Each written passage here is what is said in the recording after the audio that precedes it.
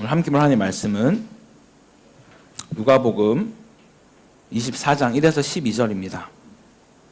이번 주는 계속 누가복음 보고 있죠. 고난주간 때부터. 누가복음 24장 1에서 12절 신약 139페이지에 있습니다. 다 찾으셨으면 한 절씩 교독하고 마지막은 합독하겠습니다. 제가 먼저 1절 읽겠습니다. 안식 후 첫날 새벽에 이 여자들이 그 준비한 향품을 가지고 무덤에 가서 들어가니 주 예수의 시체가 보이지 아니하더라.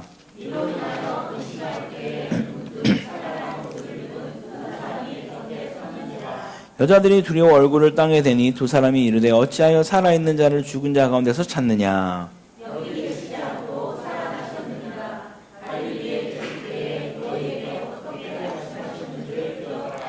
이르시기를 인자가 죄인의 손에 넘겨져 십자가에 못 박히고 제3일에 다시 살아나야 하리라 하셨느니라 한데, 무덤에서 돌아가 이 모든 것을 열한 사도와 다른 모든 이에게 알리니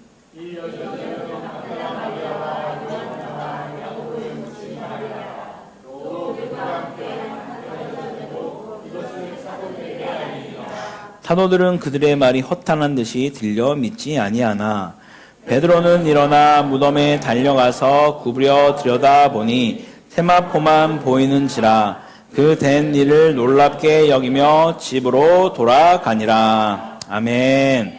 할렐루야. 네, 거룩하고 복된 부활 주일 예배 나오신 모든 성도님들 가운데 그리스도의 평강과 긍휼과 은혜 가득하기를 간절히 소망합니다. 우리 지난 한 주는 태신자들에게 작은 선물을 전해주는 주간이었습니다. 어떻게 한번 용기 내서 시도해 보셨습니까? 아직 안 하신 분들 계실 것 같아서 오늘 교회에서 계란을 준비했습니다. 네, 계란을 들고 가서 같이 부활주일 핑계 삼아서 마실 거 하나 사가지고 또 계란마저 목이 막히잖아요. 같이 또 주면서 함께 우리 태신자들에게 나아가면 좋겠습니다. 네, 사랑하는 성도 여러분, 오늘 우리가 이렇게 모여 예배 드리는 이날은 단순한 일요일이 아닙니다. 일주일 중 하루 쉬는 날이 있는 그런 개념으로 우리가 생각해서는 안 됩니다. 오늘은 바로 성경에서 말씀하시는 대로 안식 후 첫날이기 때문입니다.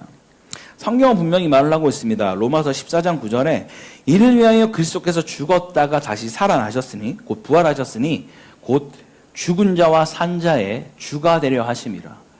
그리스도께서 죽으시고 부활하신 그 이유가 있다면 죽은 자와 살아있는 땅에 있는 모든 자들의 주인이 되기 위함이다 라고 말씀하고 있습니다. 예수님이 왜 죽으시고 다시 살아나셔야만 했을까요? 이것은 단순한 어떤 기적이 아니고 하나의 사건이 아닙니다. 온 세상의 주가 되시기 위해서 주님이 그렇게 하신 것입니다. 그래서 초대교회는 더 이상 유대인의 안식일, 즉 토요일에 그들이 모이지 않습니다. 안식 후 첫날, 주님이 부활하신 그날을 주의 날, 로드스 데이라고 해서 그날 함께 모입니다. 그래서 우리는 일요일을 때로는 주일이라고 얘기를 하죠. 그것이 주의 날을 우리는 주일이라고 이야기를 하는 겁니다. 이것은 사람이 만든 전통도 아닙니다. 종교개혁이 만들어낸 것도 아니고요. 공휴일이 지정되어서도 아닙니다. 주님의 그 부활하심으로 제정하신 날이 바로 이 주일입니다. 근데 오늘날에도 특히 사바주 안에 엄청 많은 제7일 안식교와 그리고 여러분 많이 보셨을 텐데 트루 지저스 처치, 참 예수교, 여긴 여전히 토요일날 모이고 있습니다. 왜 이들은 토요일날 모일까요? 성경을 하나만 알고 둘을 모르기 때문입니다. 토요일날 모이는 가장 큰 근거는 창조의 안식의 개념입니다. 하지만 성경은 우리 신약의 예수 그리스도를 통하여서 완성되었죠. 구속의 완성을 온전히 보지 못한 해석 때문에 그들은 여전히 토요일날 모이고 있는 것입니다. 사랑하는 성도 여러분, 우리는 단순히 어떤 일주일 중에 하루 쉬는 날에 모이는 것이 아니라 부활하신 주를 증거하는 날에 모인 줄 믿습니다. 그러므로 주일은 그저 편하게 하루 쉬는 것뿐만 아니라 주되심을 고백하는 그런 날이 되시기를 바랍니다. 이제 그럼 질문 하나 드리고 싶습니다. 여러분은 보통 여러분의 삶을 살아가면서 어떤 때 확신을 가지십니까? 뭔가에 대해서 확신을 할 때 여러분 어떨 때 확신을 가지십니까? 사람은 확신 없이 잘 결정하지 않습니다. 확신 없이 행동하지 않습니다. 예를 들면 연애도 그렇고요. 결혼도 그렇고요. 사업도, 관계도, 선택도 우리는 확신이 있을 때 움직입니다.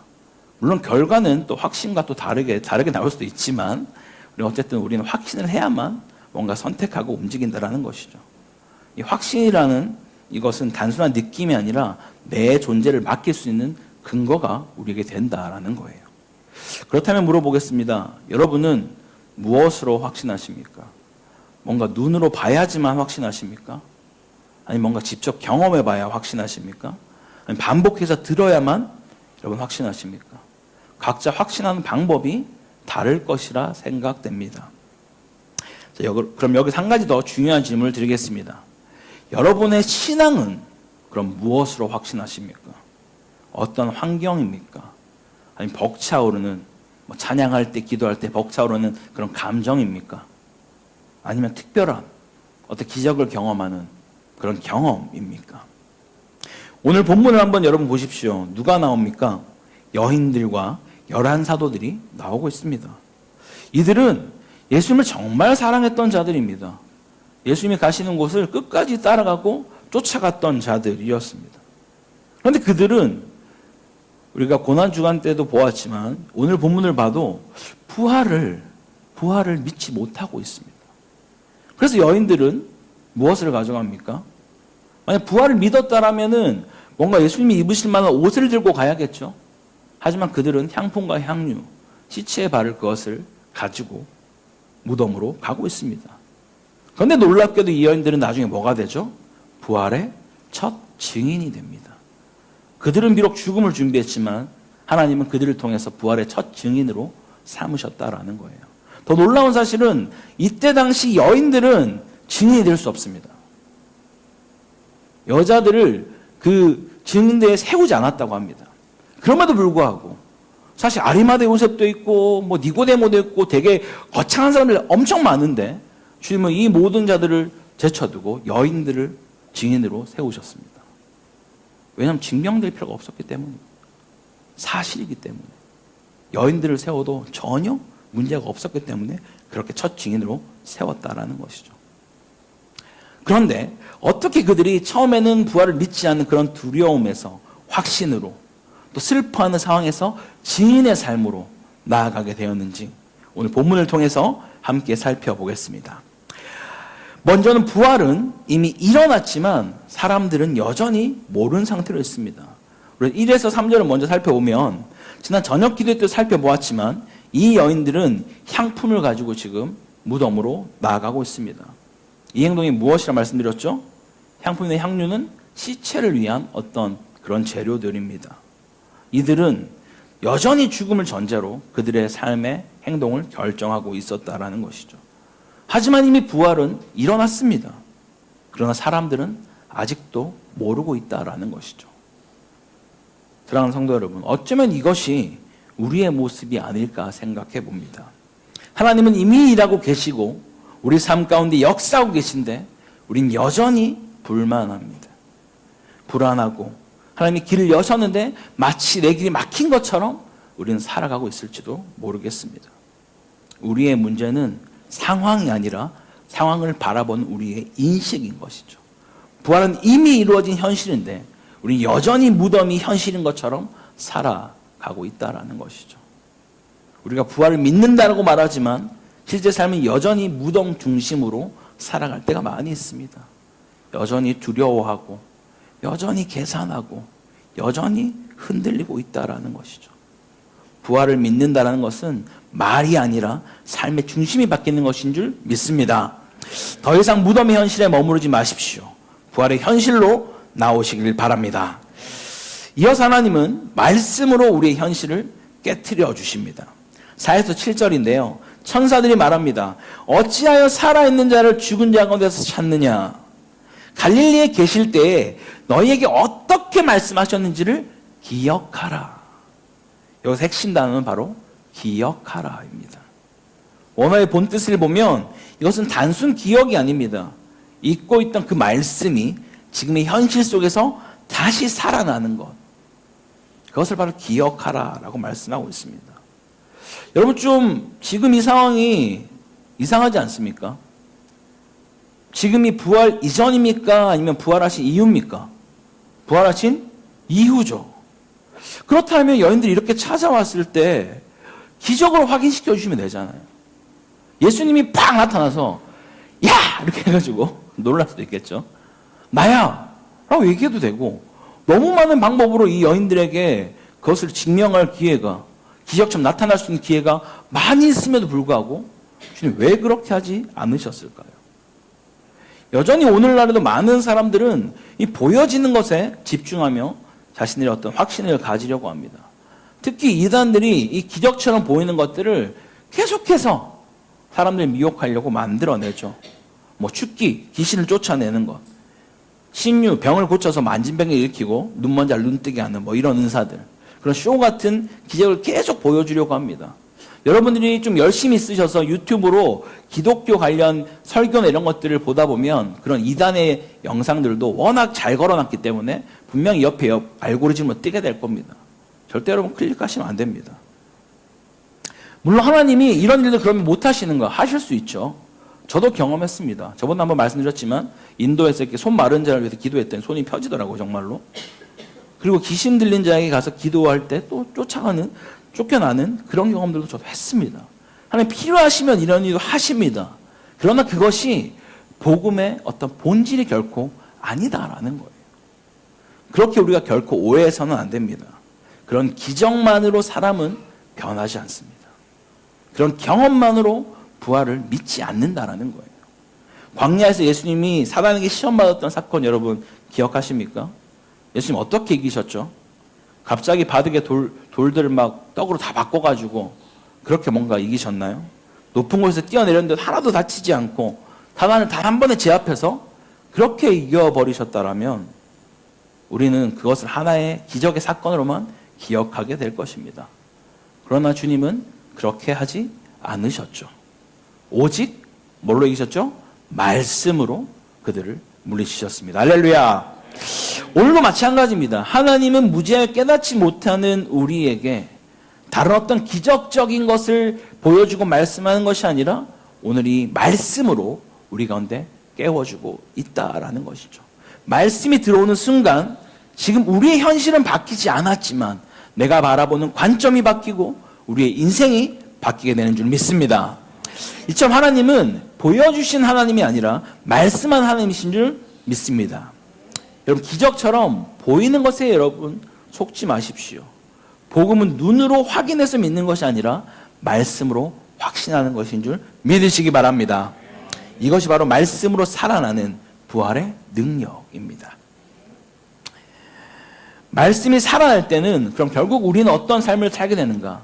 바로 증인된 삶을 살아가게 됩니다. 8에서 10절을 보면요. 그들이 예수의 말씀을 기억하고 분명히 이전에는 두려워하고 염려하고 엎드려서 뭔가 무슨 일이 있는지 혼란스러워하는 그런 상황이었습니다. 두려운 상태였던 것이죠.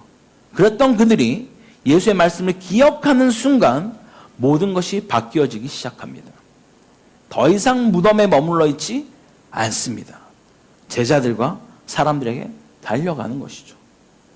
더 이상 두려움에 침묵하지도 않습니다.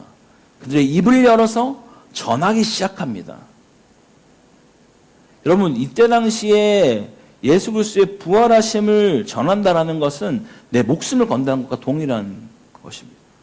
우리가 오늘 사도행전은 보지 않지만 사도행전에 많은 제자들이 광장으로 뛰어나가서 그렇게 외쳤던 예수 그리스도가 우리를 위하여 죽으셨고 부활하셨다라는 말을 통하여서 다 순교하지 않았습니까?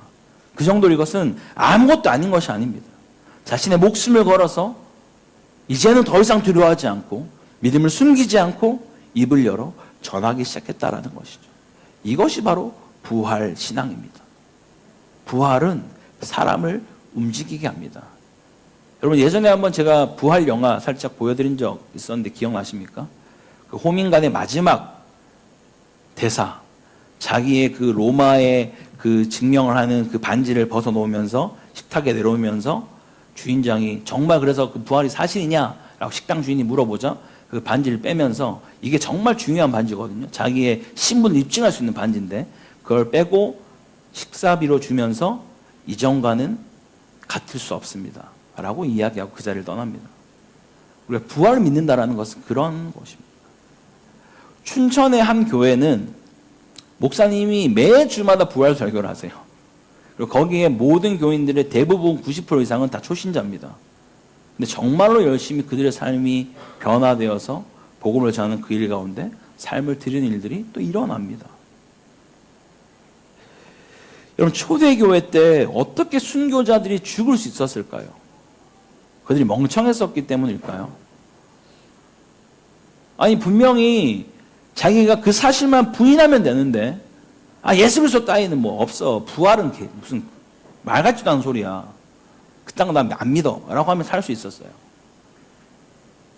근데 그 거짓말을 그렇게 말하는 것을 참아할 수 없어서 자기들의 그 사실이 무엇인지 알기 때문에 그렇게 고백함으로써 콜로세움 경기장에 끌려가서 사자의 밥이 되고 인간 횃불이 되어서 산채로 타 죽어버리고, 이런 일들을 그들이 어떻게 할 수 있었겠습니까?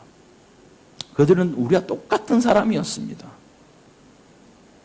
그럼에도 불구하고 그들은 생명을 내어놓았죠. 왜요? 예수님의 부활하심이 사실임을 그들은 믿었기 때문이죠.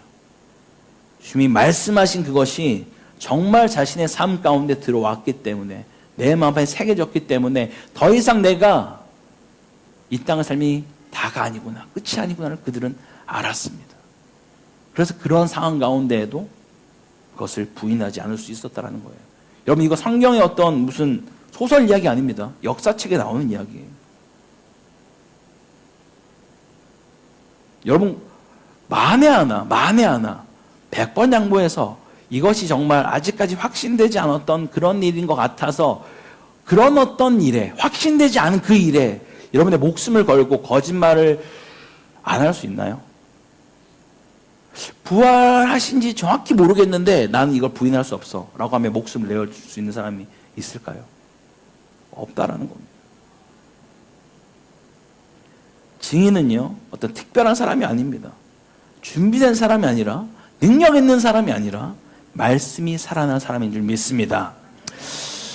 물론 그런 가운데도 사람은 쉽게 믿지를 못합니다.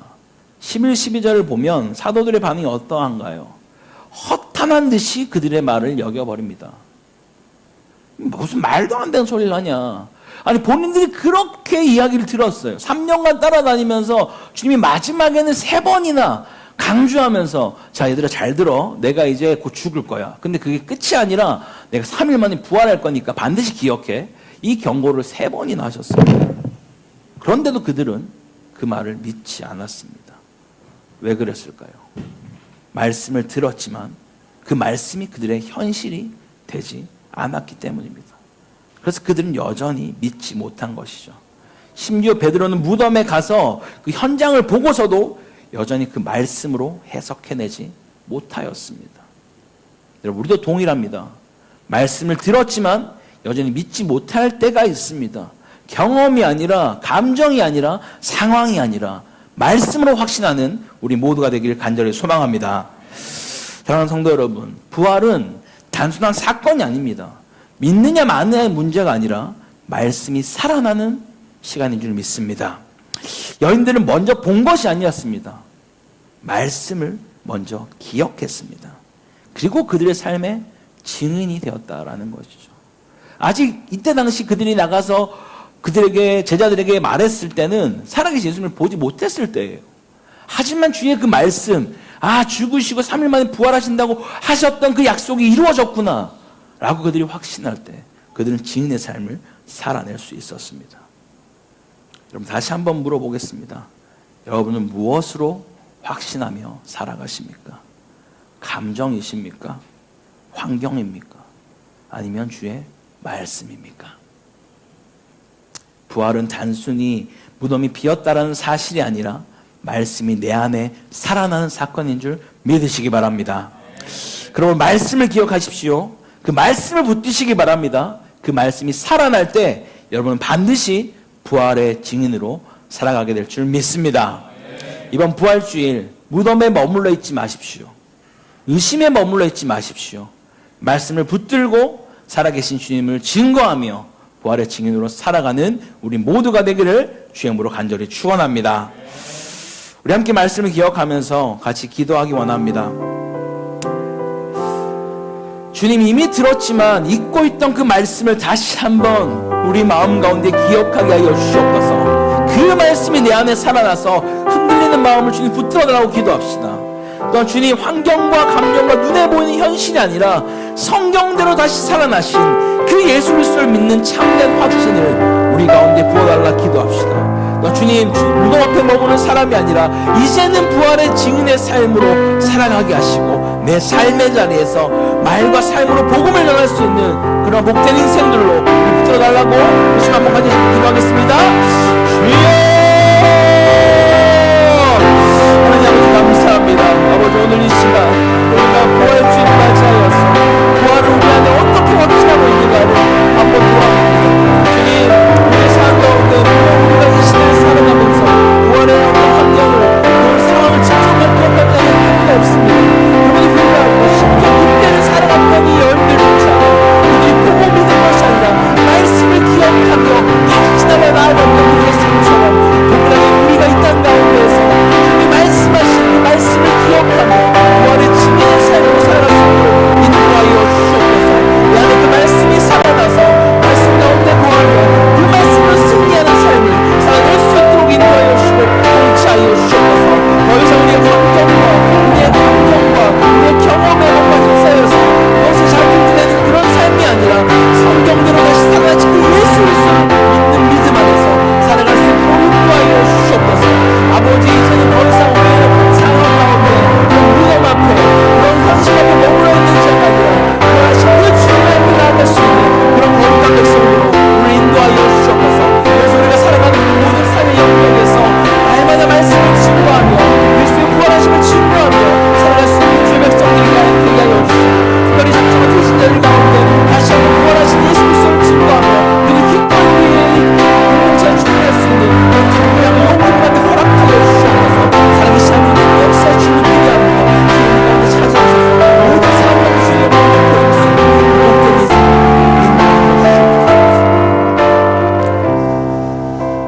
사랑하며 풍성하신 하나님 아버지, 오늘도 부활의 말씀 앞에 우리를 세워주시니 감사합니다. 주님, 우리는 너무 자주 눈에 보이는 현실에 따라 흔들렸었고 감정과 상황을 따라 믿음을 판단하며 살아왔습니다. 이미 말씀하셨고 이미 약속하셨고 이미 이루셨음에도 여전히 무덤을 향해 걸어가는 여인들처럼 우리도 종종 두려움과 슬픔 속에 머물러 있었음을 주님 고백합니다. 그러나 주님, 오늘 우리에게 다시 말씀해 주시니 감사합니다. 너희에게 하신 말씀을 기억하라 하신 그 음성이 우리 영혼 깊은 곳에 다시 새겨지게 하옵소서. 주님, 들었던 말씀이 다시 살아나게 하옵소서.